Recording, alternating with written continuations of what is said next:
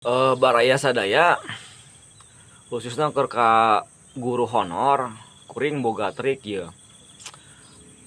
Kan biasana lamun ngahonor teh minimal S1 nya eta mah kudu.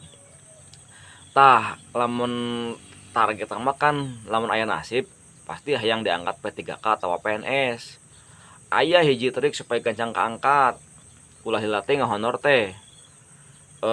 Kahiji ketika orang ngahonor wayahna dapodi kudu geus asup heula.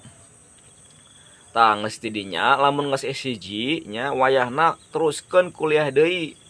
Nyokot PPG mandiri di kampusna. Tah ti dinya paling setahun lah miluan. Berbayar kan bae. Tah geus kitu, geus beres PPG, kakarak urang menang serti daftar PNS. Lamun geus kitu mah urang yakin sakali ge jadi diangkat sok heula. Reupkeun baraya.